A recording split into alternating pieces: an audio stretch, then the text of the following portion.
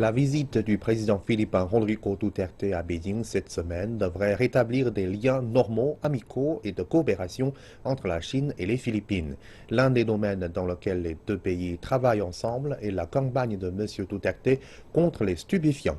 Un gigantesque centre de réhabilitation pour usagers de drogue doit ouvrir dans le pays le mois prochain et ceci a été rendu possible grâce à un homme d'affaires chinois.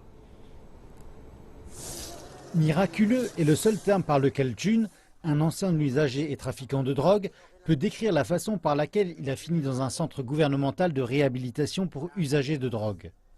Une semaine après ma reddition à nos responsables locaux, des hommes masqués ont fait irruption chez moi et m'ont emmené. Ils n'arrêtaient pas de me frapper avec leurs fusils, ils m'ont torturé, ils allaient me tuer, mais je les ai suppliés qu'ils me laissent vivre.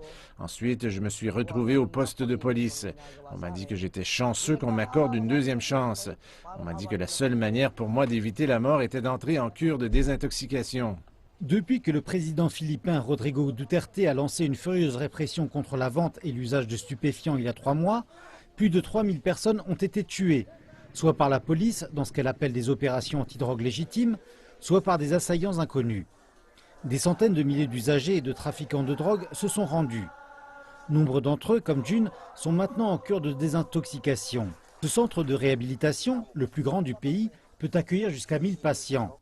Il y en a à présent plus de 1400. Ce sont des conditions loin d'être idéales, mais nous avons dû nous adapter à la situation. Nous avons proposé des programmes communautaires que le gouvernement local peut adopter.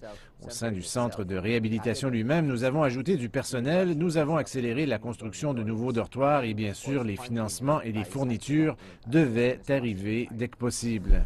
Mais un nouveau centre de rééducation devrait bientôt soulager les centres de réhabilitation gouvernementaux existants. On se dépêche de finir un nouveau centre hospitalier d'une capacité de 10 000 patients. Et celui-ci est construit avec de l'argent chinois.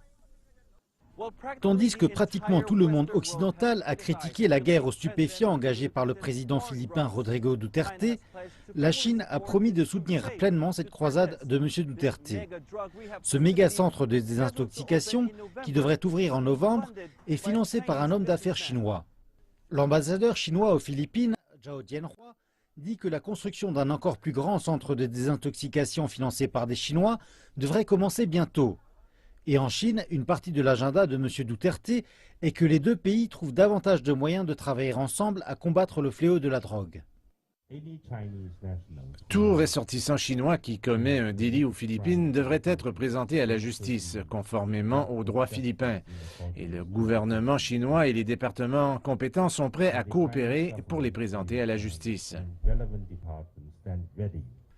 L'ambassadeur chinois décrit les drogues comme un ennemi commun, l'un de ceux que la Chine déclare vouloir aider les Philippines à combattre, un centre de désintoxication après l'autre.